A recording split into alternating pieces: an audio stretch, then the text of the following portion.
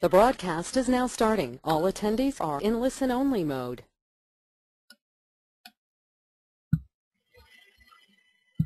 With the help of HTML, I develop web pages. Everyone develops web pages with the help of HTML. But are these web pages globally accessed or not? Are these web pages globally accessed or not? If you want to access these web pages globally, then what? One need to publish these web pages onto a server. One need to publish the web pages onto a server. I think I downloaded those two HTML documents. Let me show them.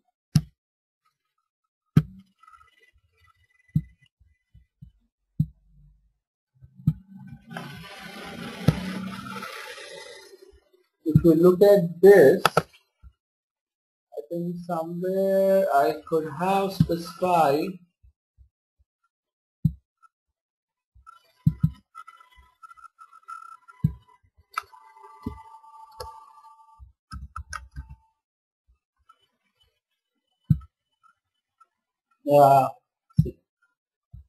if you want the web page to be accessed globally, then it need to be posted onto server.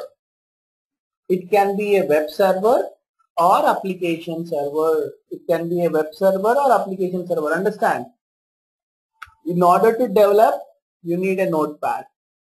In order to run, you need a browser. In order to develop the web pages, you need a notepad.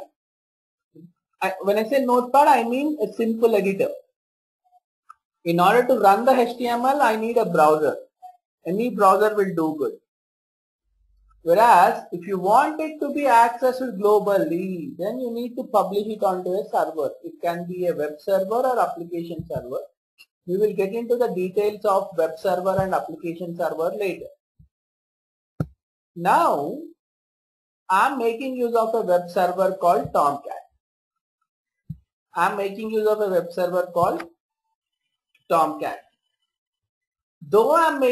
the web server, it cannot be accessed globally.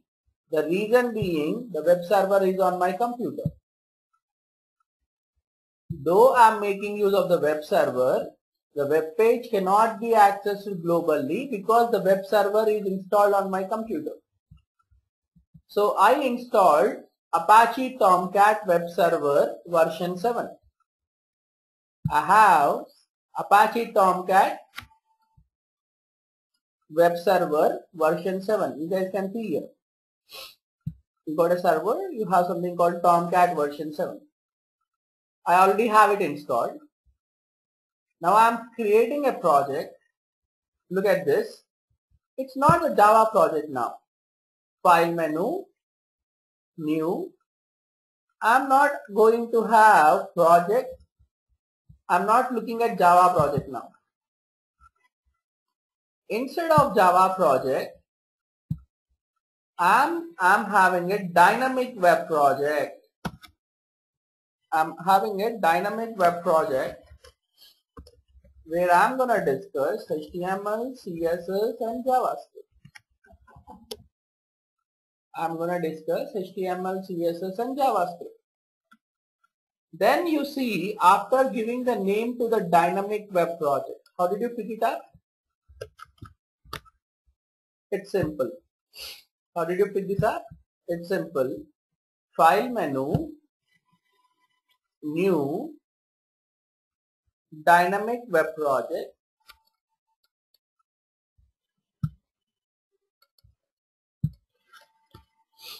Give the project a name.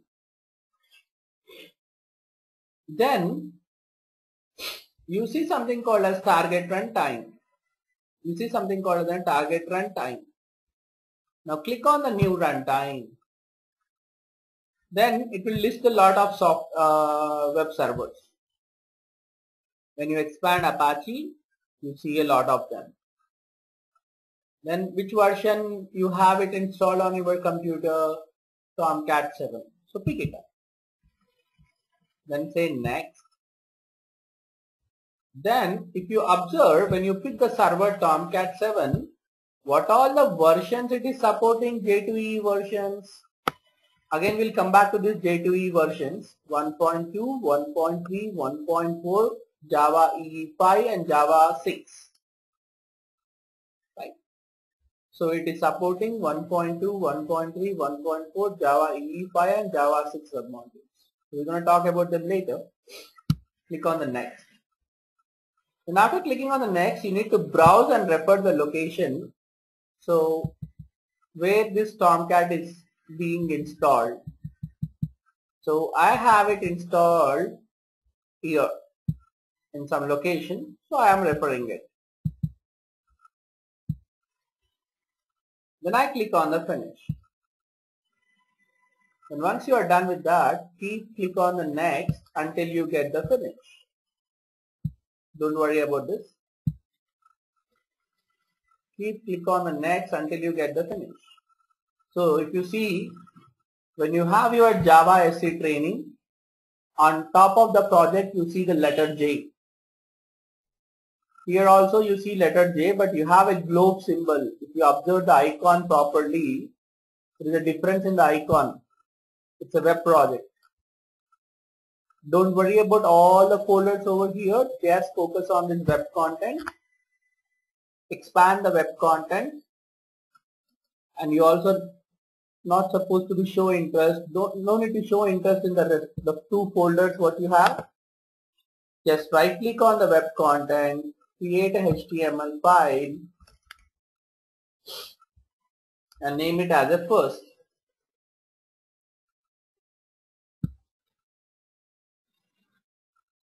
That's it. Right. So I'll quickly tell you what exactly I'm looking at. I need a table. See, actually I did it in the last class, but I just want to reiterate it quickly. You have a table tag and within the table you can have table rows. So you can have as many as you want. A table row can have multiple columns. You can have TH or you can have TD. TD stands for table data and TD stands for table data. TH stands for table header.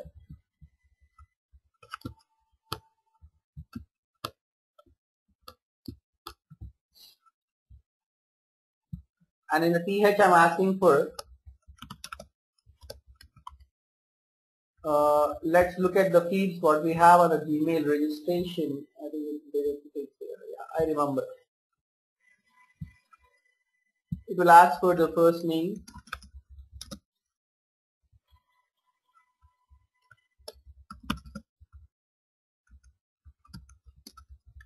last name,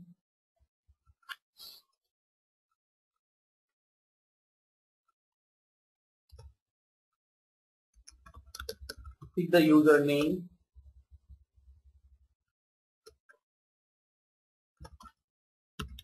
then gender,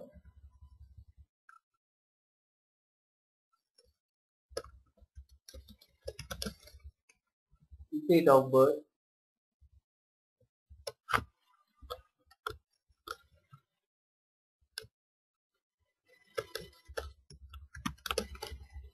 mobile number,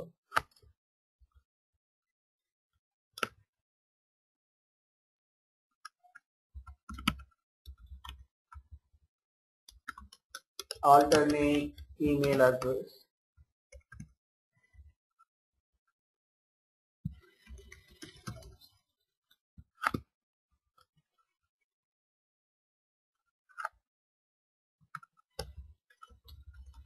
optional photo.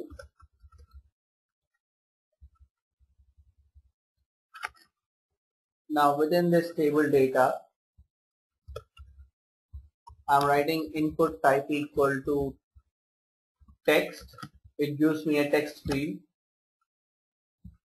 Then I'm also using a name attribute, and I'm also using a ID attribute. I'm just making use of the same ID name and ID attribute value and the name attribute value. I'm keeping it same. Okay, I'm also need to ask for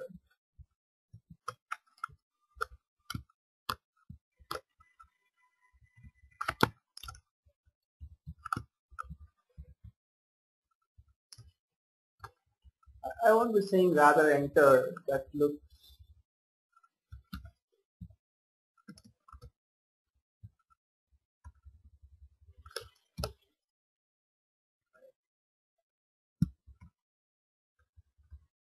here I go. What I'll ask for is password, because any registration will consist of a password field and also the confirm password field.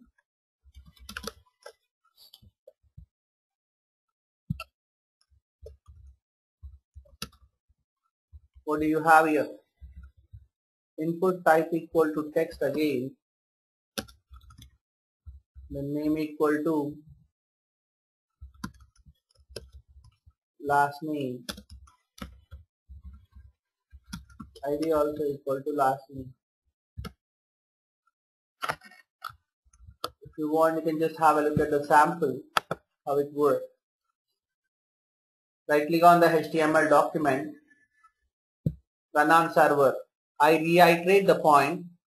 To run the HTML document, you just need a browser. To run the HTML document, you just need a browser. Then why are we using the server? We are using the server to publish the HTML documents on it, so that the HTML can be accessed globally. But will I be able to access it globally, this HTML? No, because you are installing, you have the server installed on your computer, so it cannot be accessed globally.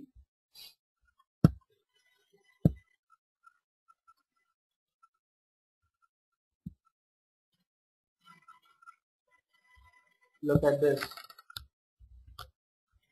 Though it's not clean, as because I'm not a very professional HTML designer, it is okay.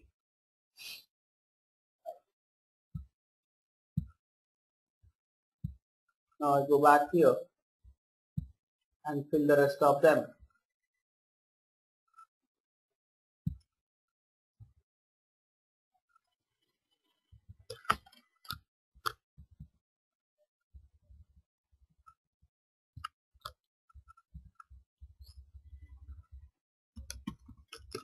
Username.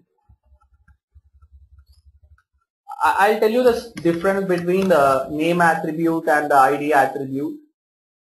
The input is called as a tag, table is a tag, tr is a tag, ph, pd also tags, whereas you got your name attribute and ID attribute. You got your name attribute and ID attribute. You got your name attribute and ID attribute.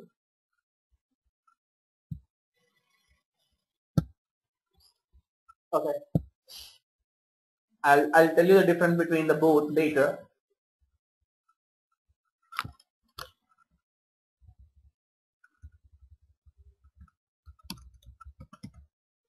You got the ID, password, and it is not a text field now, it's a password field.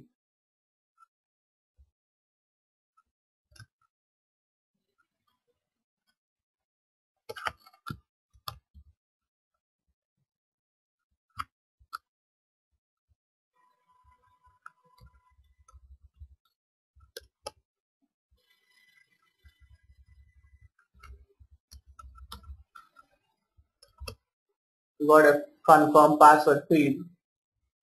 Then comes the gender part. Now here I would like to add two radio buttons. Input type equal to input type equal to radio,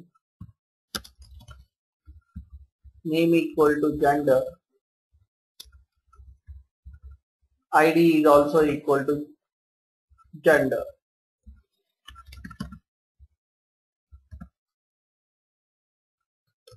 And there should be a value attribute for radio buttons.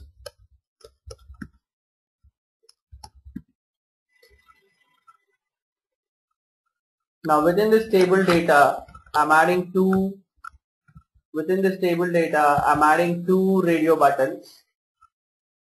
Only the value attribute I'm changing and the display value. For both the radio buttons, the name attribute is same. For both the radio buttons, the name attribute is same because I want it to be a single selection. I don't want people to choose both the radio buttons. I want to restrict them to select only one radio button, so I'm keeping the name attribute of both the radio buttons same. Then comes your date of birth.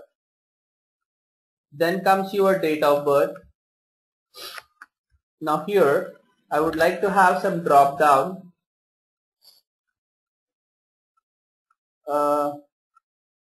Here we go. Drop downs are achieved with the help of select. Then within the select,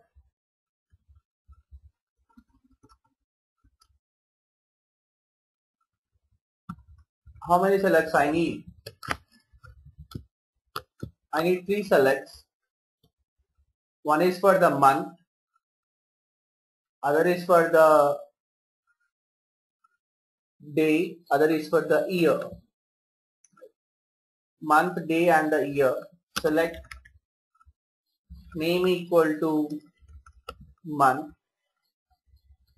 I can also pick ID to it.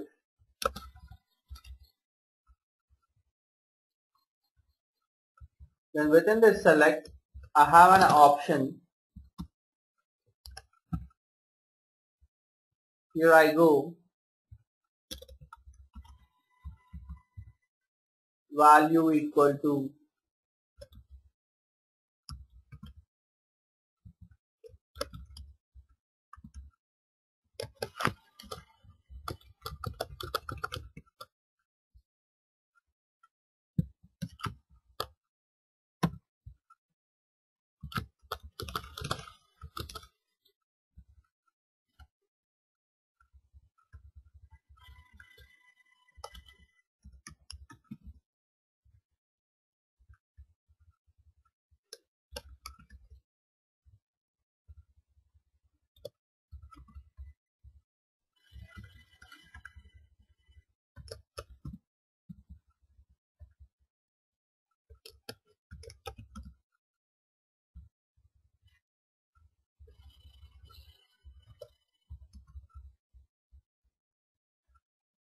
I just want to check, okay, do you guys have difficulty in being onto the session?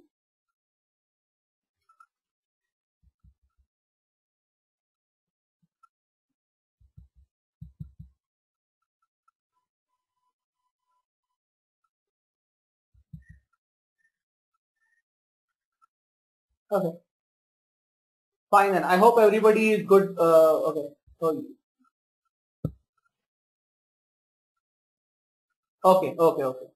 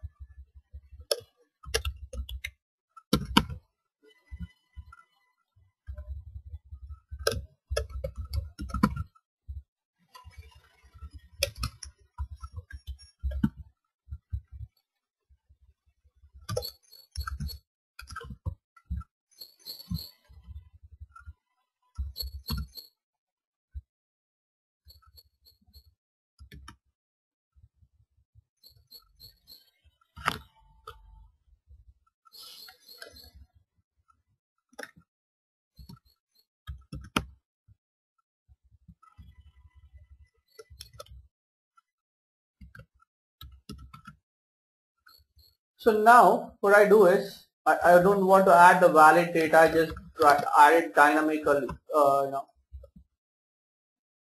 So option, then value equal to 1,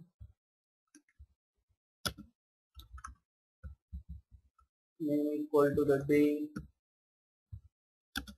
ID equal to day.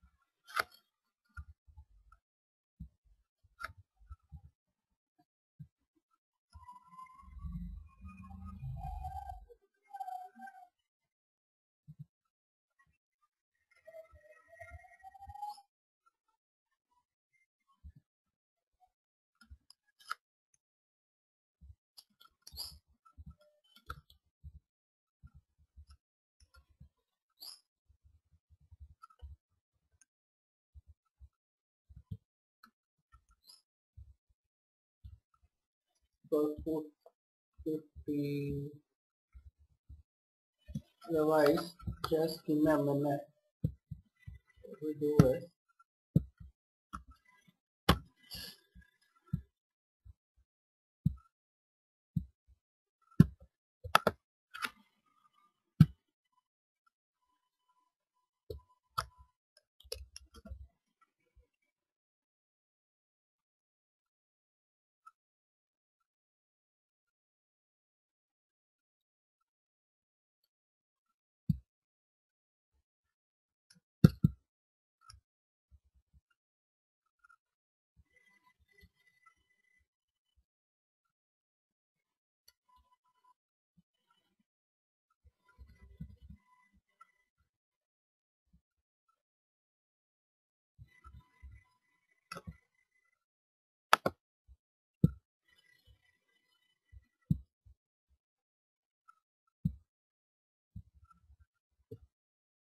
okay, so this is how I learned HTML, right?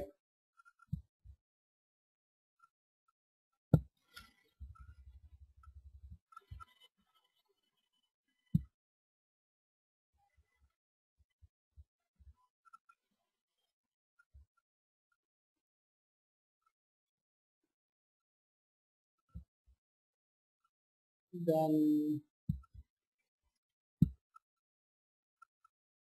no, we have something called a date tag. We have something called a date tag. We call it as a date picker, right? But I'll get back to that later. In HTML5 we have a date tag.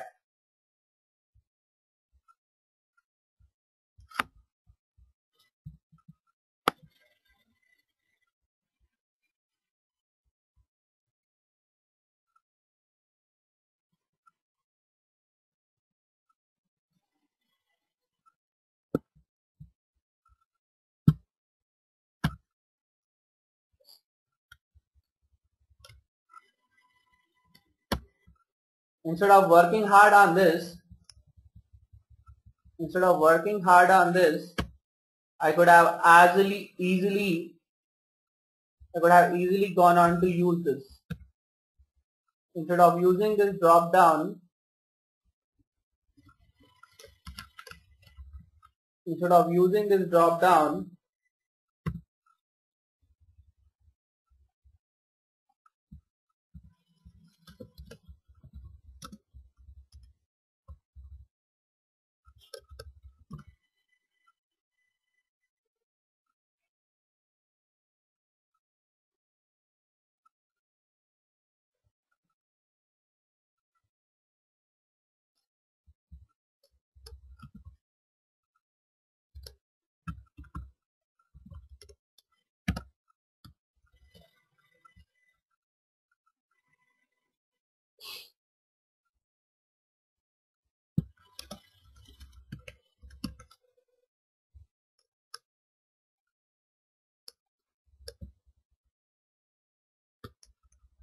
instead of using this, I could have easily gone on to use HTML5. In HTML5 you have something called type equal to date.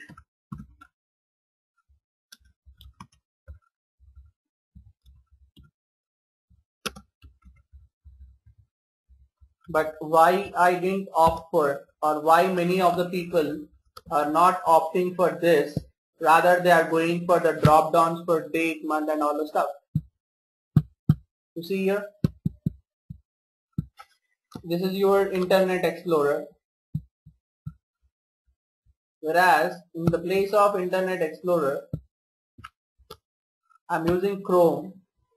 Now you see here,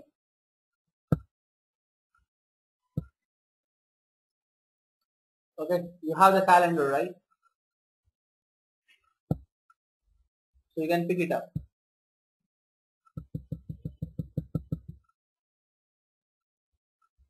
Or, so the reason being I use drop downs is this date tag, the date input tag is not supported by all the browsers. It's not supported by all the browsers. So then you will have a problem.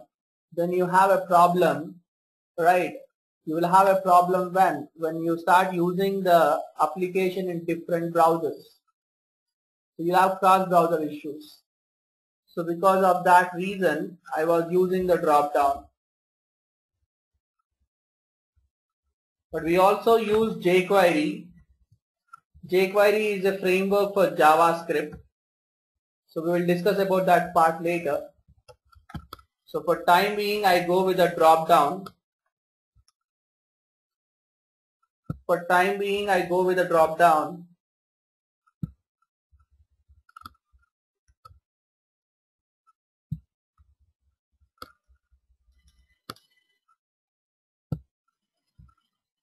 Because that is not supported by every browser. Perfect. So what I'm left with now, 3 more fields. Input type equal to text.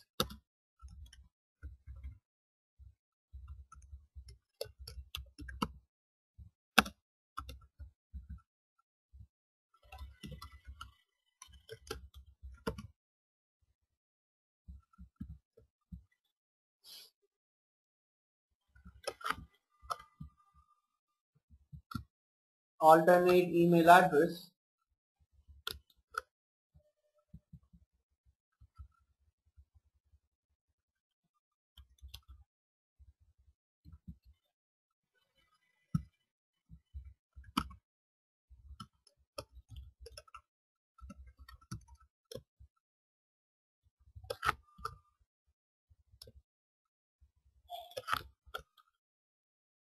Then you have the photo option.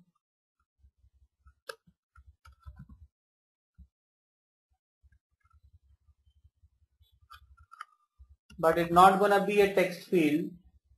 It's gonna be a file. It's gonna be a file.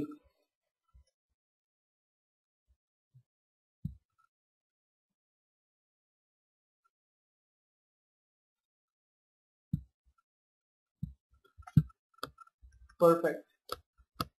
Let me go back and refresh. It's got an internal browser. Now you have your HTML ready. You got your HTML ready here. Okay. Now what I would like to do is I would like to add one more table row. I would like to add one more table column for every field. For every field I would like to add one more column. I'll let you know the reason for it.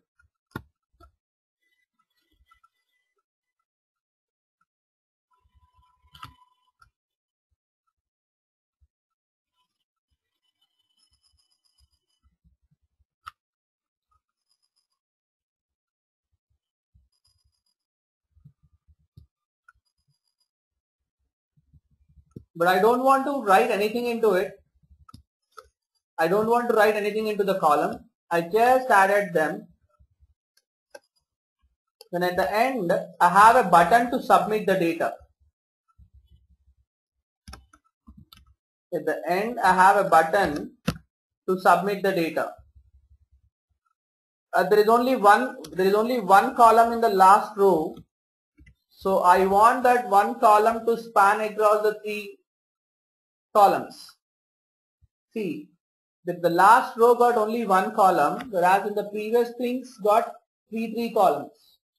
So I want this column to spread across all the 3 columns. Now what I'm having inside this column is submit button. What I'm having inside this is submit button. I call it as a, oh no. I would like to call this button value as register. Perfect.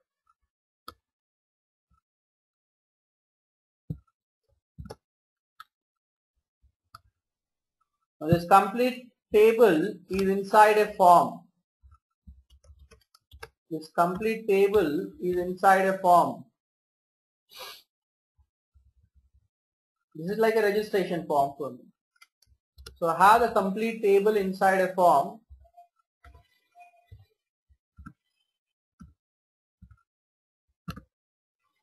Now when somebody clicks on this submit button, I want it to connect to registration page on the server. I want it to connect to registration page on the server when somebody clicks on the submit button. Now refresh to see, yeah. So when I click on this button, I want it to get connected to what? If another program called registration page.html. Now where it will search for registration page.html? Exactly beside the first.html. So your first.html is in the web content folder. Your first.html is in the web content folder. Then it starts looking for the registration.html. I think it is registration page.html in the same location.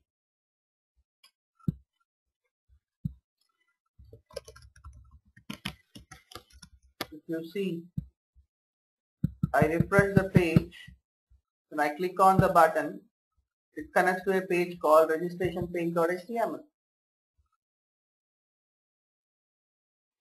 Registration page.html. It connects to register.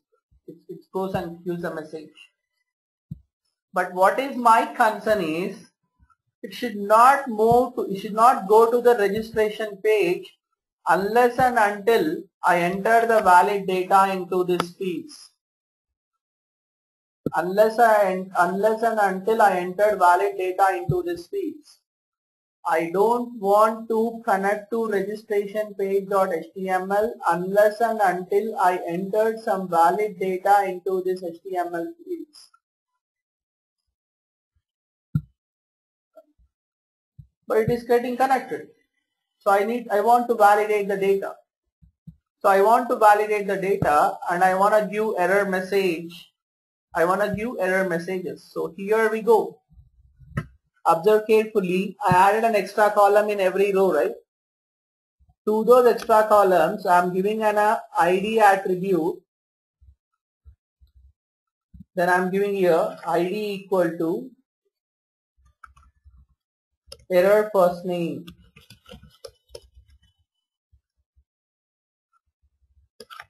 ID equal to error first name. ID equal to error last name.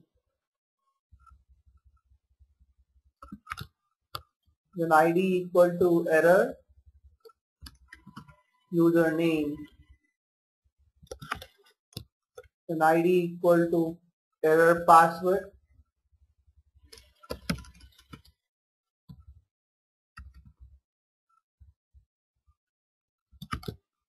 id equal to error confirm password. Actually you can have, yeah, you can do this. Error confirm password. Then comes the gender.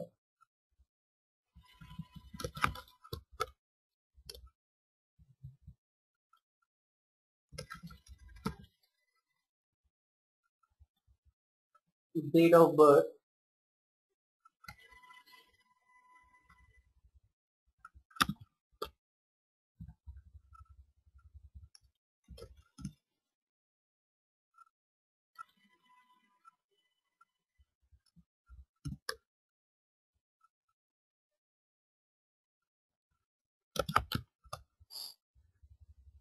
Here I go. Error mobile number.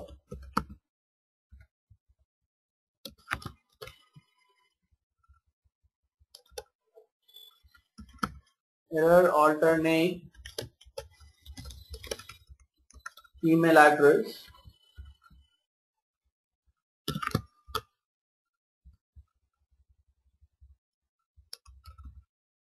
Error photo.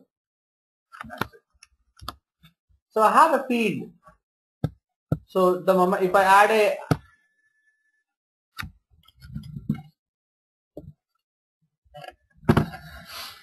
I just added a table data.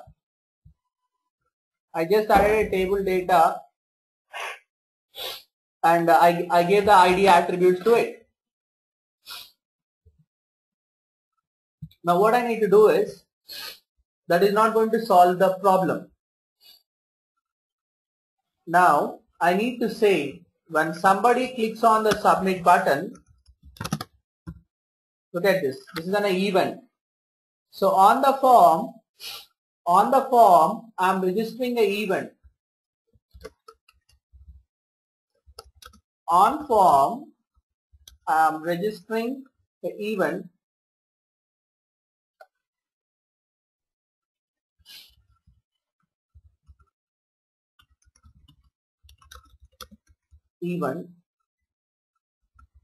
What is the event? On submit. So when somebody clicks on the submit button, I'm invoking a function called validate.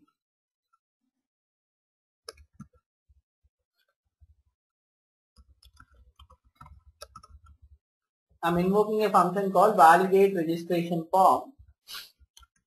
This function is going to return something. Now within the header portion, if you observe here, within the head tag, I'm writing a script tag. Within the head tag, I'm writing a script tag, and within the script tag, I'm writing a function. I'm also writing the name of the function. What is the name of the function? Validate registration form. So let's check whether this function is getting called or not first. So you have an alert, and this is how you write functions in JavaScript. The syntax will be more or less same like Java. The syntax is more or less same like Java, so I'm not starting from the scratch. The syntaxes of JavaScript is more or less same like Java, so I'm not starting from the scratch.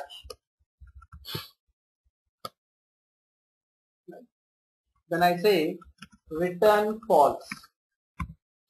And one more thing here. By default, a JavaScript function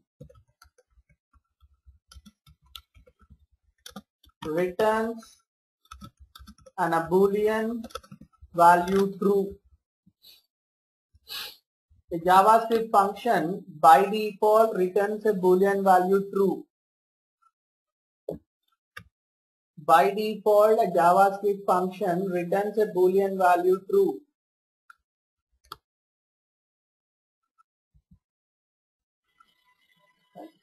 Now I am returning it as what? False. I'm just checking whether it's gonna work or not. I refresh. You see that, but here alert message. You see that hello? and since it returns false, I'm not going to the registration page. But in case if I don't return anything over here, now I refresh. When I click on this button, see what is happening? It has moved on to the registration page.html. You want to know why? By default, a JavaScript function returns true. When I click on the submit button, I am calling the function and the function is returning a true. So when the function returns a true, it submits the page to the registration page.html. This is very, very important. Focus again. So when I click on the submit button, so with the form I associated a on submit event. So when submit button is clicked, I am calling the function here. Now what is that function doing? It is generating a hello alert box. Then after that, by default it returns a boolean value true. Since the boolean value returned is true, the form submitted is forwarded to registration page.html. What I do is I just change it to false. I just change it to what? False. I hope you understood the significance of this alert. It just gives you a message, alert message. Now I'm taking a variable inside the function. I'm calling it as a validation status. I'm assigning the value false. Then I'm returning the validation status.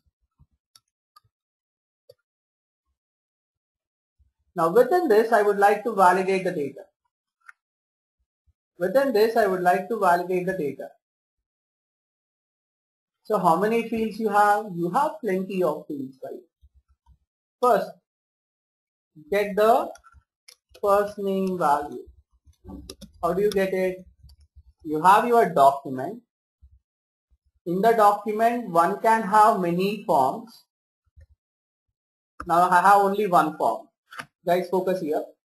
In the document, one can have many forms. Now I have only one form. So forms of 0 refers to the first form in the document. When I say document, this complete HTML document. A document is an object referring to HTML page. Forms is an array of form. Now since you have only one form tag, so you are using form of 0. So it comes from top to bottom. If I write another form, after this form, that will be forms of 1. Then in that form, I have a name attribute called first name and get the value of it. That value you are storing into what? First name value variable. Similarly, you can get the values of the remaining. You got your first name, you got your last name,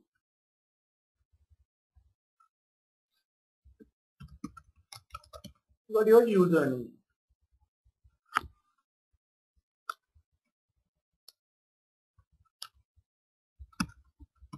Password,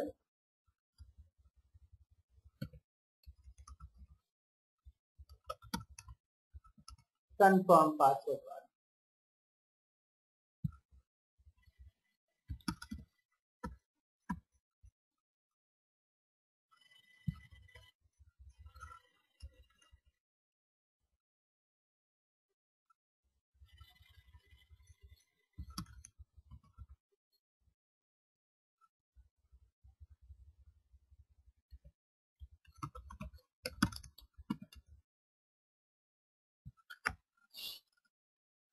Yeah, you got First name, last name, username, password, confirm password.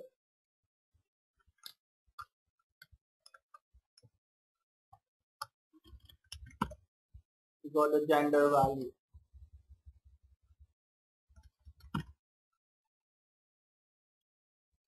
Then you got month, you got month, you got day, and you got a year.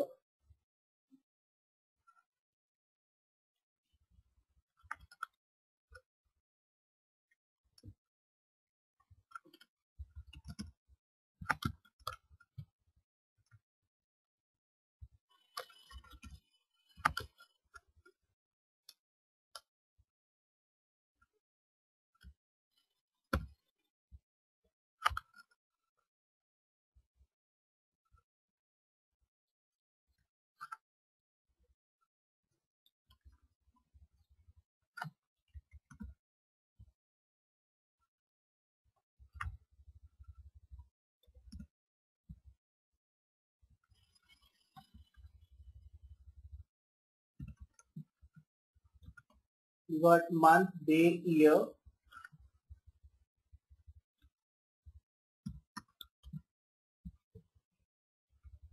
Then what else we are left with? Mobile number, alternate email address. But both are optional, so I'm not worried about them. But mobile number is must.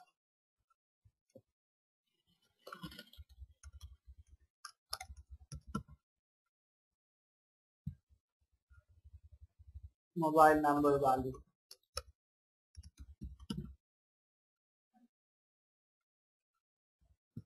Now I need to check whether these are all what? I obtain the values of all of them.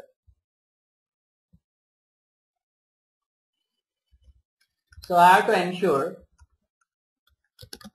is the user entered the values for these things or not. If it is empty or if it is undefined, so the first name value is empty. I'm not sure why. Okay.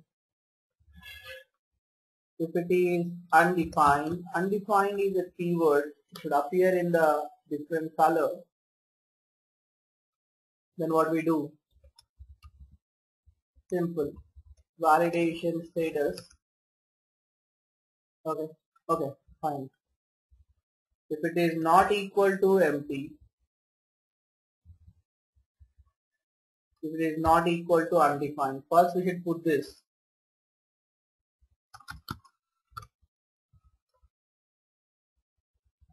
If it is not undefined, not empty,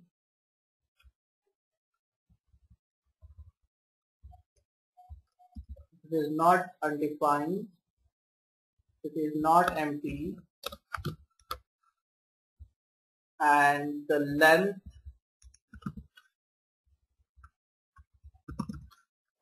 is greater than 0, then change the validation status to true.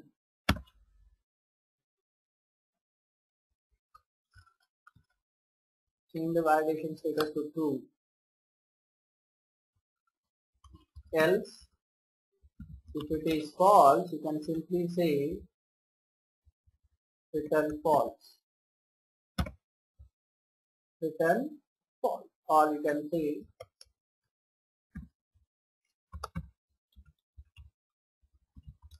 validation status equal to false again.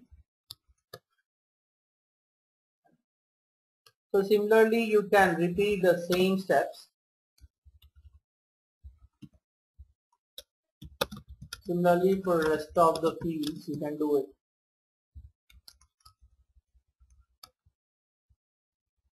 Before I return, let me alert the validation status.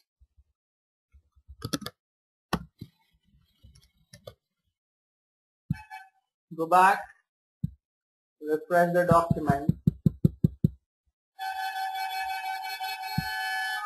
It's false. Now add the first name. It's true. So this is how I did the validation for what? It's an empty field. Now here, if it is empty, I should say, suppose if it is false, I want to tell the user that, hey, it's a false, so you are not supposed to keep it empty. And what I do is document dot get element by ID. Which element I am talking about? In the HTML document, you had a column called error first name. For every field, we define one column with error names. So I'm saying here, hey, get the element whose ID is error first name, and the value I'm setting it here. Let's focus here. Here I'm going to say first name cannot be empty.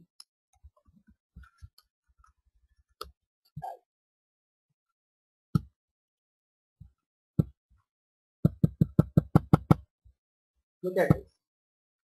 What happened? Okay. Document dot get element by ID. Okay. It's not value. Inner HTML.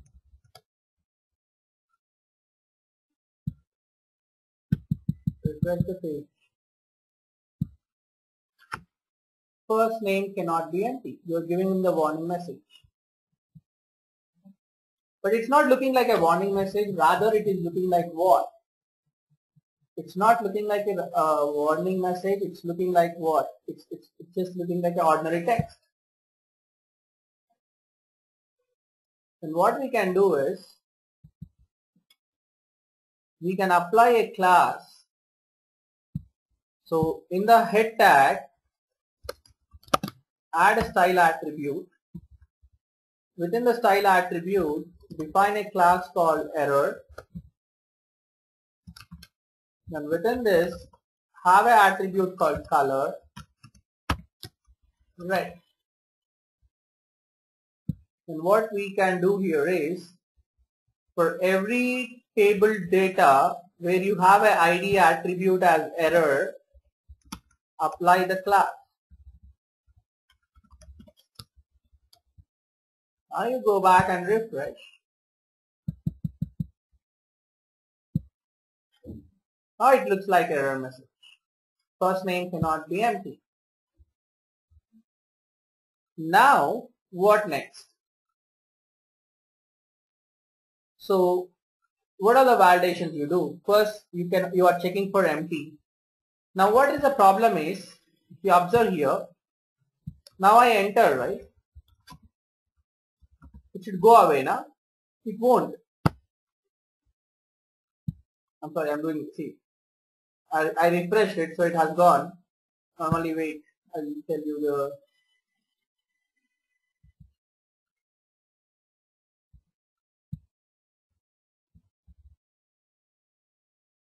okay.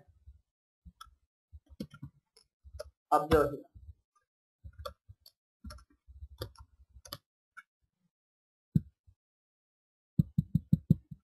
It's empty. You see the message, right? Now it's no longer empty. You still see the red color message there, right? I don't want that to happen. So what I am supposed to do? So here in the false block, you are adding the message. Now in the true block, what you are expected to do is get rid of the message and observe the change.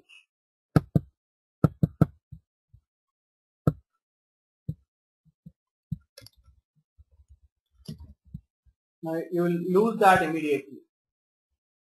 You want to check, you just add an alert here to see the changes.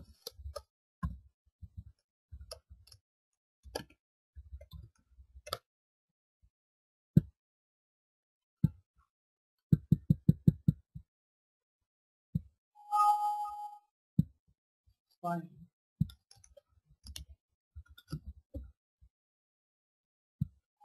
You don't see that. Okay, so I got rid of it. So in this way, you can validate all the rest of the fields. So last name, username, password and everything. Now the other thing is, okay, this is fine. You did the validations of empty, but is it the end of the validations? So similarly for rest of the fields. For rest of the fields what? Empty validation. What are the other things you need to do?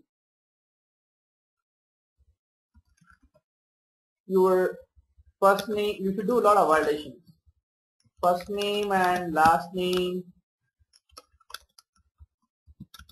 should consist of only alphabets, not characters. You need to do those validations. Only alphabets it should contain. Whereas username can have alphabets and numbers. You can have alphabets, numbers. You can have you can have @ in the username. I don't think so, right? What is the special character allowed? Dot is allowed in this one. Yeah, dot should be allowed, and no other special character should be allowed. And this is one validation. Other validation is username must start with only alphabets.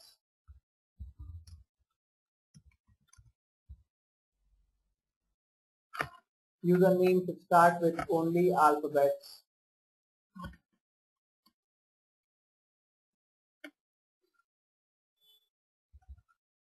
Then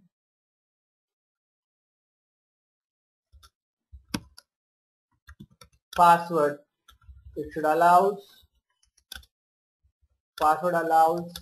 numbers, digits, alphabets, special characters. Then you should also tell the strength of the password.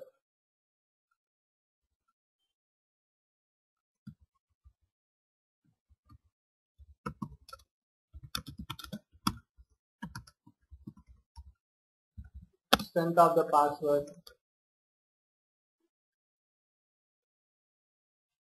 Then what we have? We have gender, date of birth validations. You must select gender. Must select gender. Date of birth, there are a lot of validations. If Jan 31, if Feb 28 or 29, then again you need to check it's a leap year or not. So you should check whether the respective leap year is the respective year is a leap year or not. So you can write all those functions to validate this, right? Date of birth validation. Then mobile number, you have to ensure whether it is a number or not, and that too is a 10-digit number or whatever. So I just demonstrated how do you validate, and I just demonstrated how do you write this function. A simple one. A simple JavaScript mechanism I have demonstrated. Now you can validate the rest of the fields. What I would like to do next is I would like to discuss a bit of advanced JavaScript. I would like to discuss a bit of advanced JavaScript. Okay, hey, you got, okay, I think somebody got a question. Yeah, it's not alert is for warnings. You can give it for any purpose. But of course, mostly we use alert box for warning messages. But now we no longer use alert boxes because alert boxes are like a pain. Because when you start looking at the user satisfaction, suppose you have 10 fields and you cannot have 10 warning messages coming up. You cannot have 10 warning messages coming up and showing one after the another. First name cannot be empty, second name cannot be empty, username cannot be empty, password cannot be empty. That doesn't make sense. User will get irritated if we have many alert boxes coming up and telling the customer that, okay, do this, don't do this. So he will get frustrated. So that is the reason I use this mechanism here. Now he won't be, you don't mind, okay, oh, you read the message and go back and modify. But understand, if he gets an alert box and he clicks on it and go back and modify, again gets an alert box, clicks on it, go back and modify, he won't be happy with. So alert boxes, it's just due to, they can be used for any purpose. You can use the alert boxes for success messages or warning messages or information messages. It's up to you. And I would like to tell you one more thing also. Now when I click on this register button, then only it is giving me the warning message, right? Now as soon as I enter this and come out without entering, I clicked onto this first name and without entering the value, I moved on to the last name. If you look at this again, Facebook.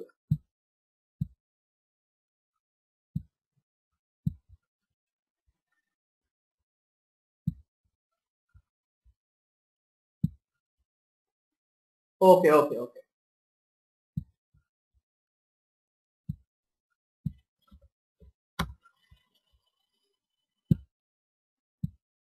You see this? Now I won't be able to do this part, but I have another option. I'll tell you how this works. Now, because I'm not clicking on the sign up button. When you click on the sign up button, you get the warning messages for all of them. When you click on the sign up button, you get the warning messages for all of them, but when you give the focus to this and come out, you got the warning message only for this. So what do we do for that is, you add a here event.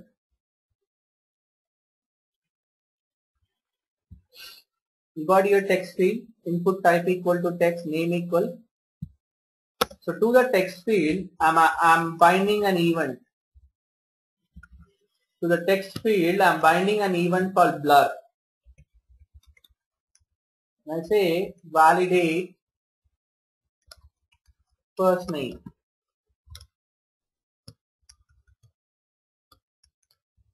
Validate first name. I think you have its value, this dot value.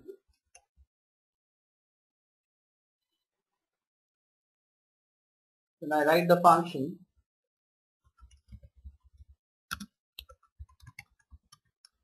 validate first name.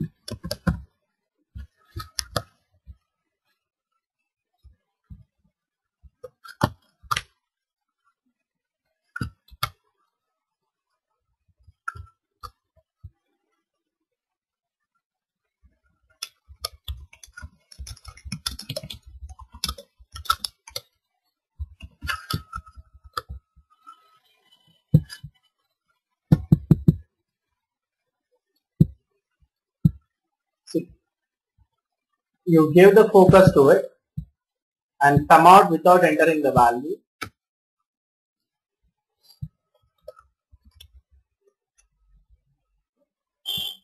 So the other event what you learned is on blur. On blur. But ensure that you cannot write multiple functions like this. You have to write a function in such a way that can be reused. Now if you say validate first name, it only works for what? First name, right? So what I do is, instead of writing the function like validate first name,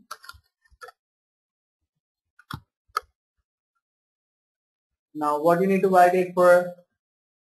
Validate for empty, right? And take two arguments, one is value, other one is the field name.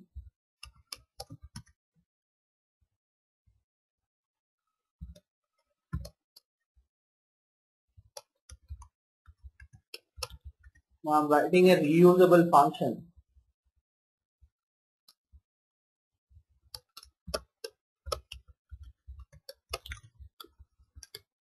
Now you look at this.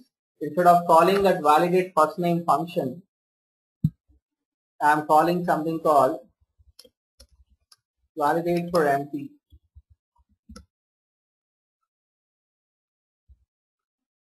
Then as a first argument I pass the field name.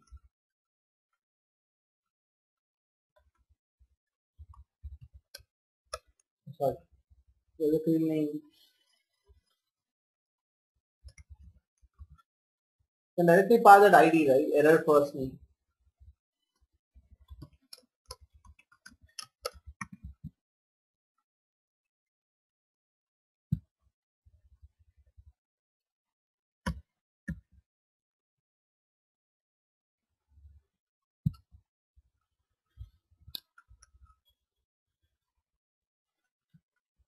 Oh, it should validate for empty.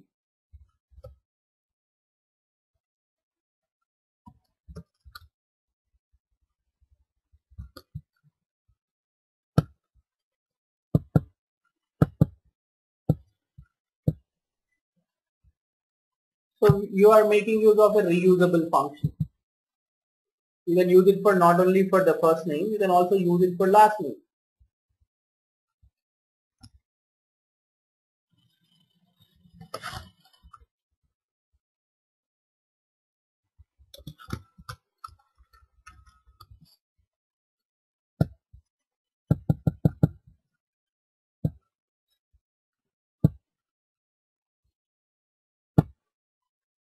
No, I'm sorry.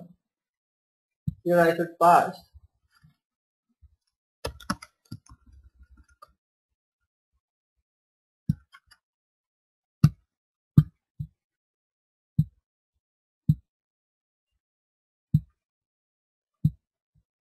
it's from validate for empty error last name.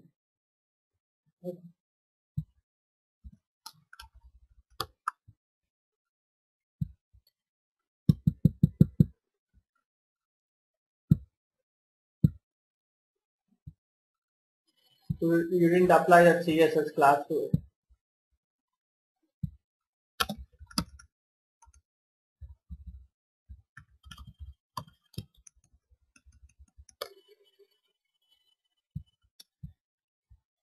And you can also debug it.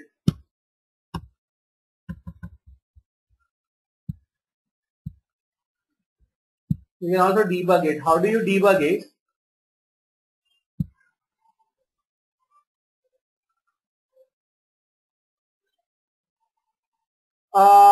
Not really.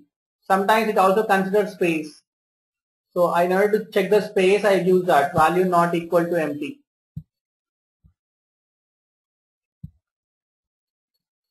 This is what I mean actually.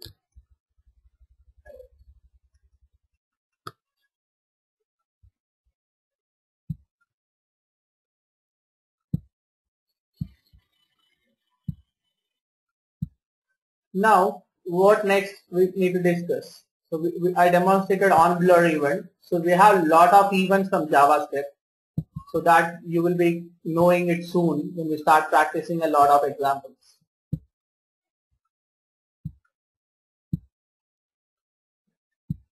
When we start practicing a lot of examples, we will be knowing a lot of events. I would like to discuss another one. JavaScript is also a object-oriented approach one. But so far, I was using only what? The structured programming approach. I was able to write only procedures, right? I was able to write only procedures. Like when I say procedures, I'm able to write only functions. But JavaScript is like an object-oriented. So I would like to discuss one object-oriented example of JavaScript.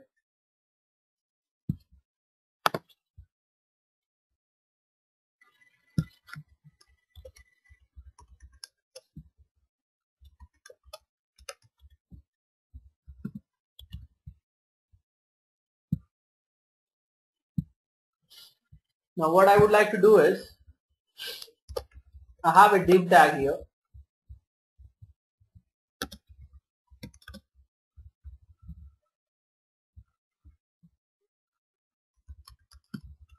Here I would like to display the questions.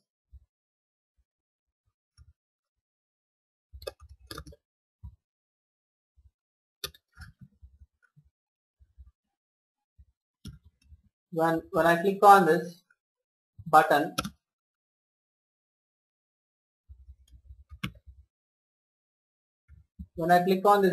I would like to call the function called display questions. Now where do I write the JavaScript? As usual, you write the JavaScript in the head portion. And within the script, I am defining a function. But where are the questions? Where are the questions first? So here we go. I'm defining a function called question. Actually, this acts like a constructor.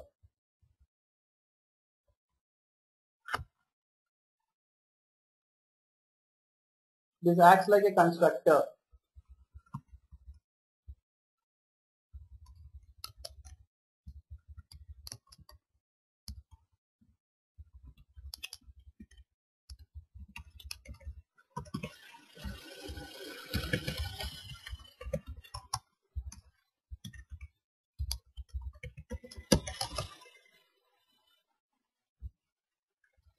This acts like a constructor.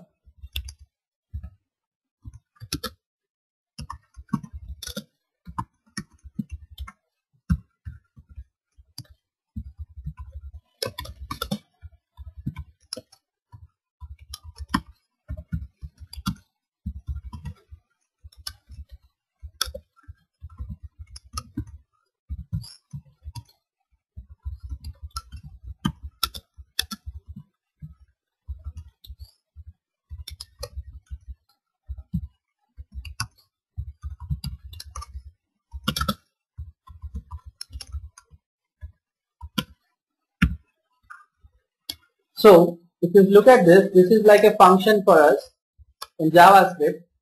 But when I start doing this way, this becomes a constructor for me.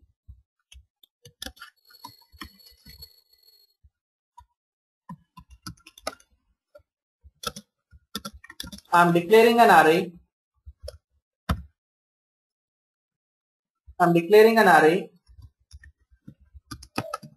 This is how we declare the array in JavaScript.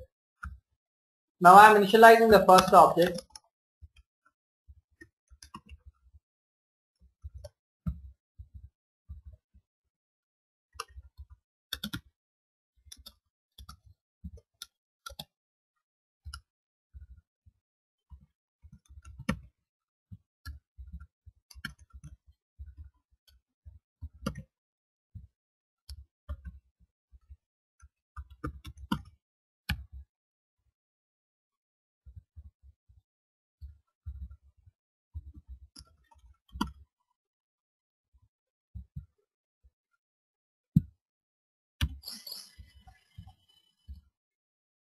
The correct answer.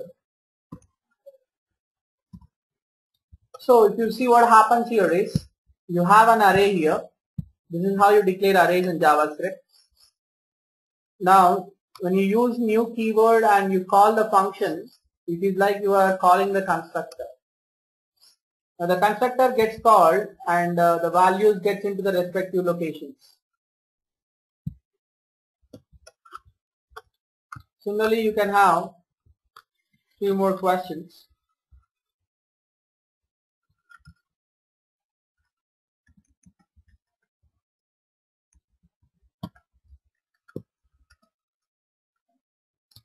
One, two, three, four, five.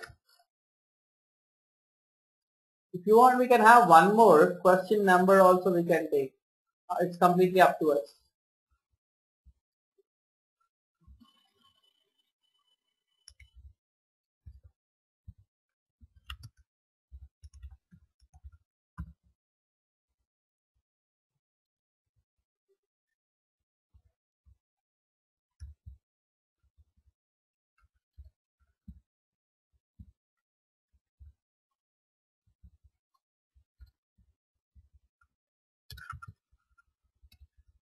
It's done. So you have an array. So that's the reason we said it's an object-oriented approach. Your function can also act like a constructor. And this is how you create the object. When you create the object, constructor executes and initialize the fields. And you are adding all those objects to the array. You are adding all those JavaScript objects to the array. Now I would like to display those questions. It should be like a multiple choice question, right? So what I do is,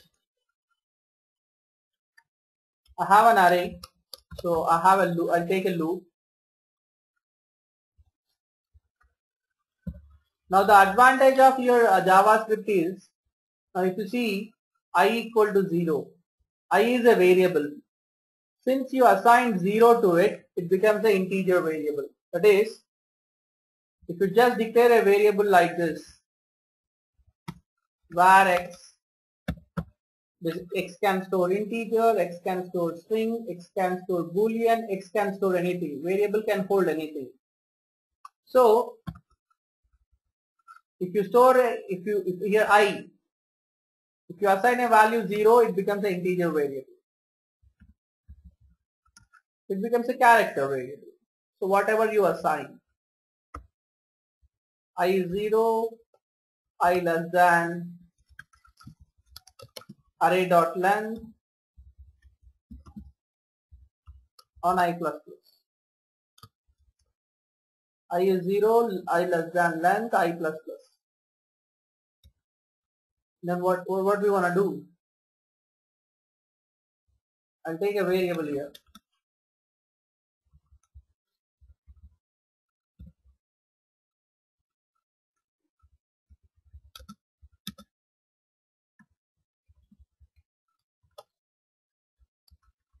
First, I would like to display the question.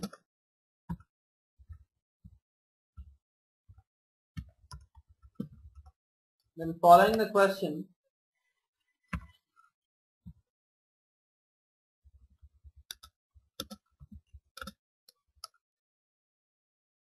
I would like to display the what do you call it as? Following the question, I would like to have the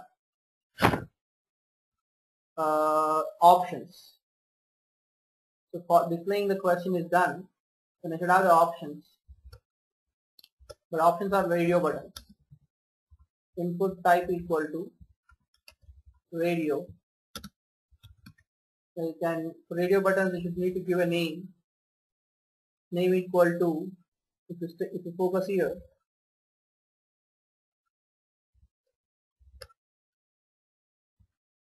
here I am doing here, name equal to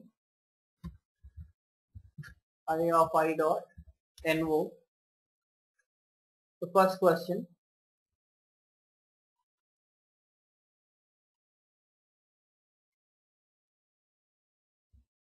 input type equal to radio, name equal to, then comes the value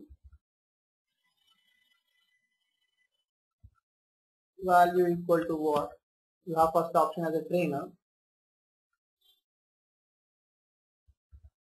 Then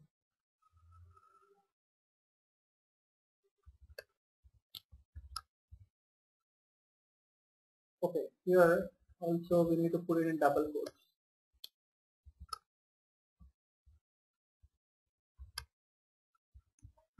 We got our array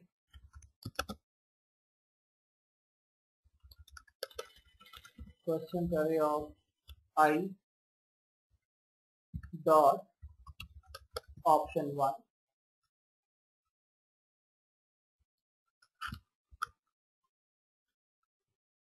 Here also the same. This is the value.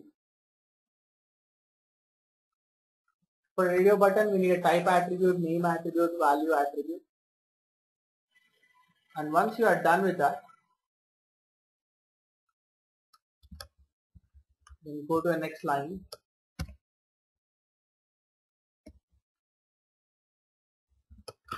For adding the remaining. Option 1, 2, 3, 4.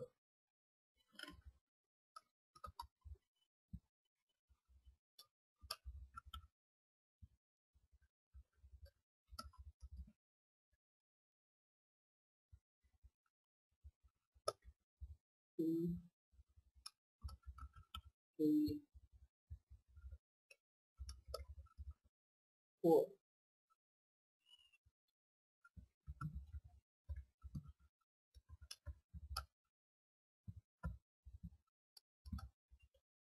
Got a new line.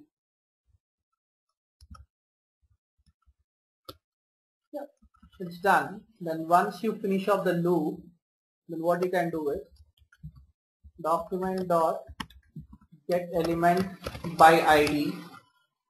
Now what is the element name here? Question. Get the element and simple inner HTML equal to, hopefully it should work, online exam.html, right click, run as, run on server.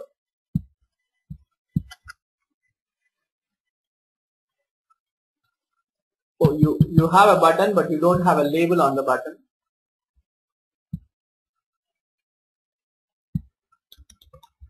Value equal to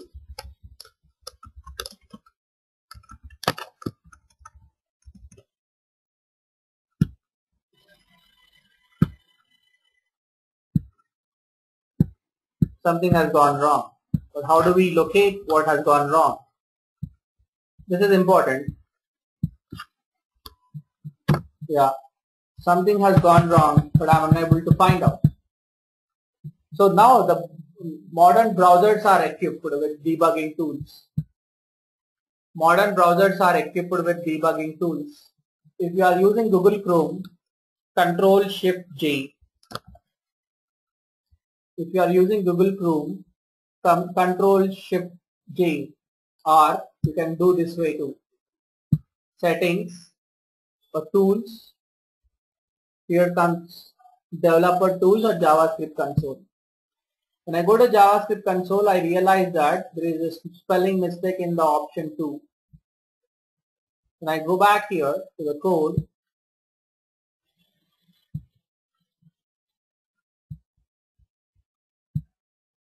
I go back to the code and I check where I made a mistake. It also shows you the line number there if you observe carefully. Yeah, it's line number 14. So here you made a mistake.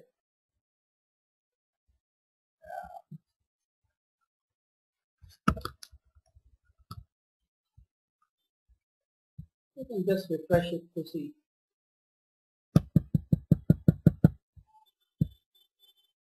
Or still you have a mistake.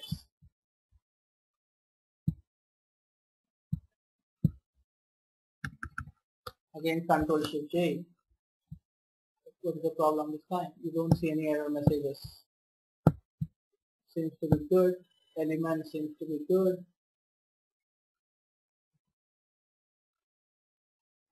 Okay, got it. What is that? See, okay, document dot get element by ID. Okay, let's first see whether this function is getting called or not.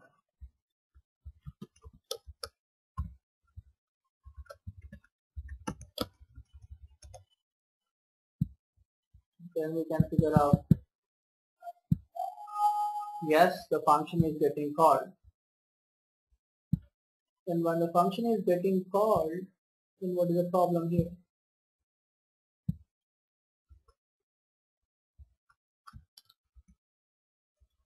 We got a HTML.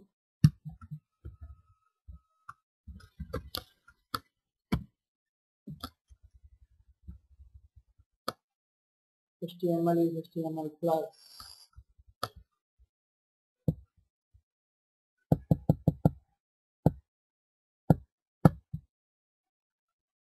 Something wrong here.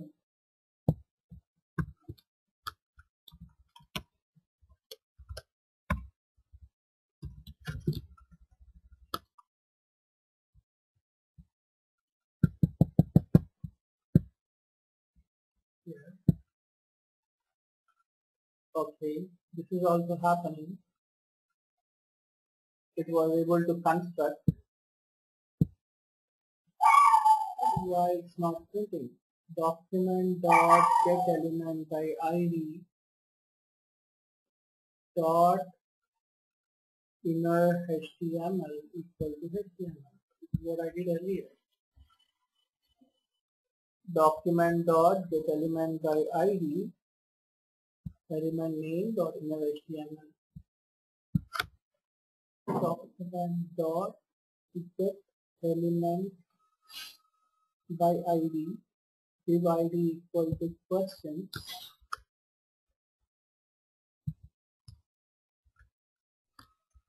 then inner HTML equal to HTML. It's perfect. Right?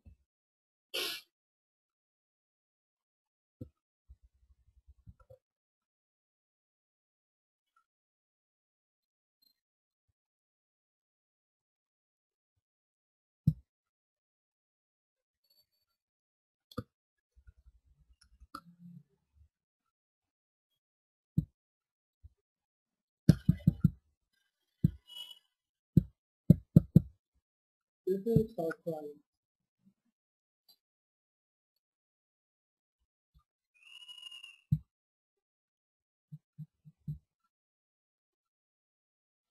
You have the data, you have everything constructed, but I'm not sure document dot get element by ID questions dot inner HTML is assigned to what? Okay, let me try something here.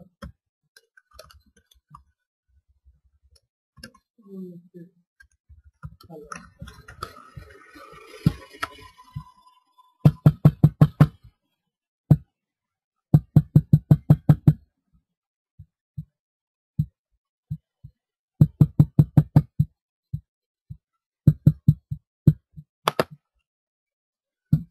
Element, inspect element, HTML, body, display block seems to be good. Okay, let's first add something to it.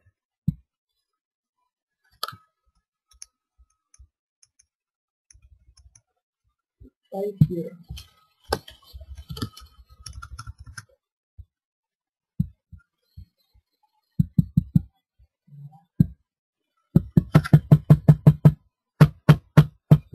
Not sure.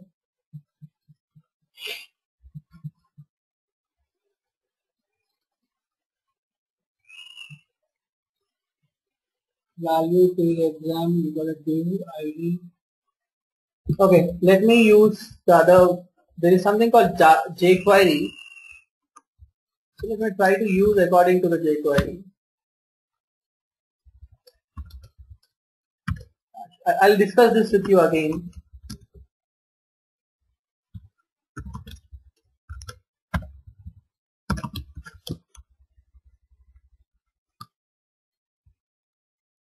In order to use this, again I need to add some library. Okay.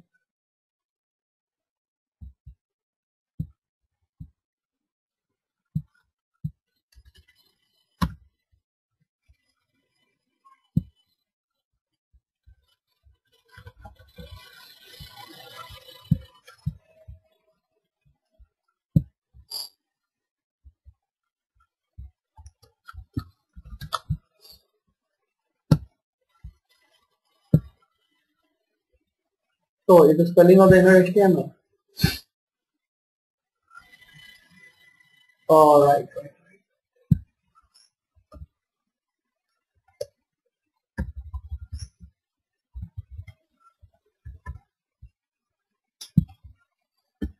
Okay. I think we are done almost.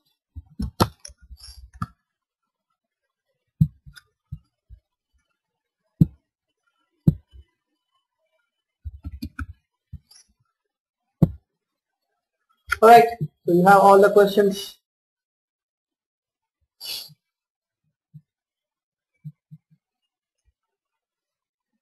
So I just want to demonstrate the object-oriented approach of JavaScript. So I demonstrated. So again I'll list down some assignments for you here.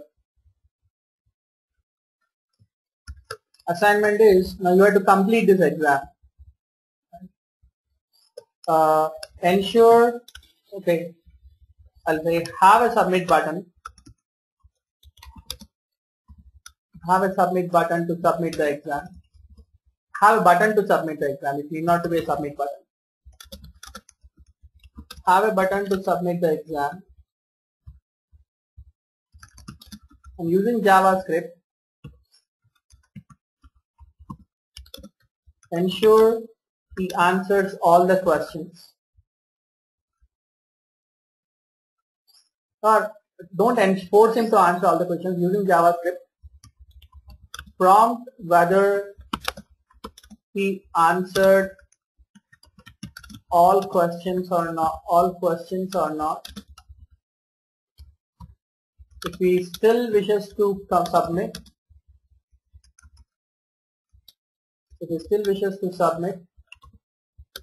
let him submit. Means you should have a dialog box, alert box, saying that you answered only few questions. Still you would like to submit. Then if he says yes, then you can accept his submission. Then show him the result, how many he got correct and how many he got wrong, or you just say how many he got correct.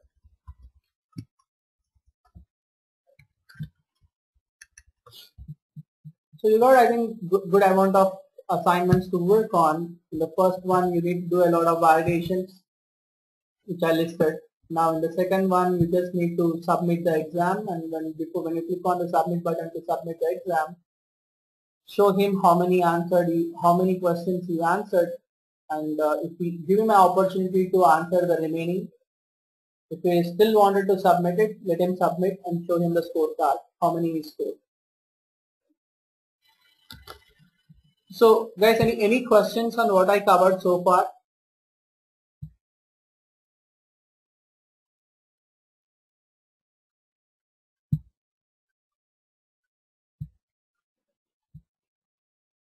Or everything was good today?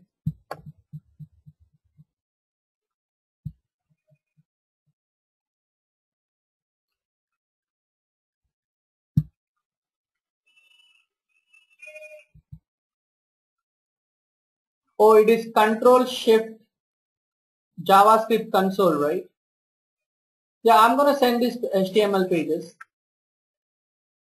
I'm going to do that. Oh, there is nothing called how to open a JavaScript function. You can just write it in a HTML. You can just open a notepad editor and write it. Otherwise, file menu, new, dynamic web project, file menu, new dynamic web project, give the project name. Then again, you need to have Tomcat installed on your machine, but I don't recommend this.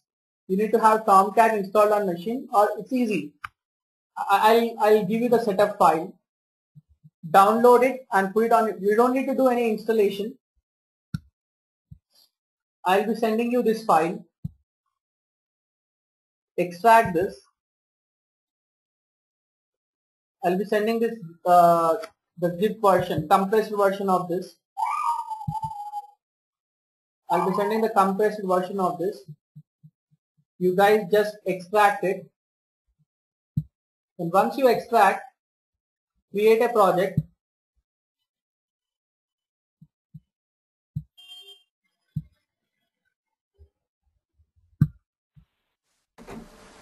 No, it's okay, Arun. You can mute me back. It's okay. Yeah.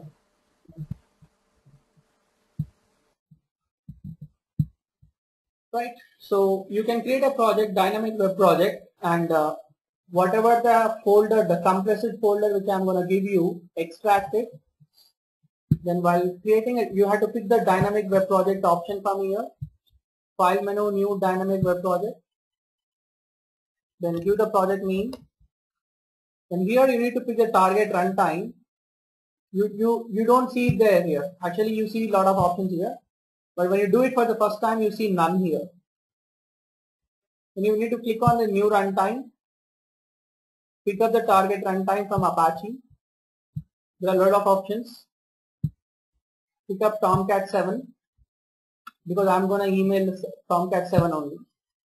Then you need to browse the location where you extracted your Tomcat.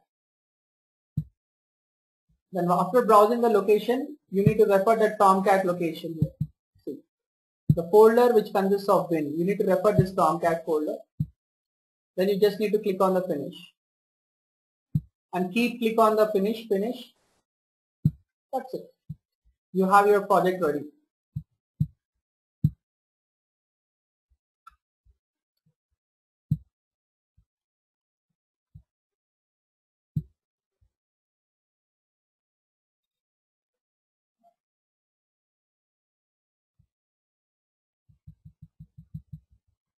Okay. Any other questions? Okay.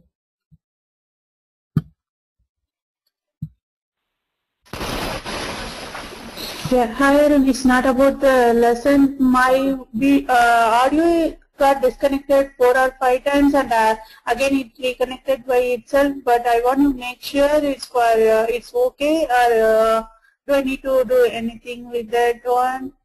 Okay. So today it happened, right? Yeah.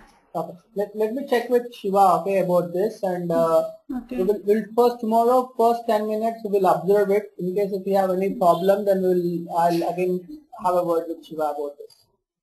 Okay, and the video also started, I think 2 to 3 minutes later after you started, I think, but I'm not sure. Once I get there. I started the recording a bit late. After after 2 to 3 minutes only, I started the recording today. Oh, okay. Then I started it. Oh, okay. Yeah, thank you. Yeah. All right, guys. Okay. If any other questions, we will discuss. Otherwise, we'll stop here.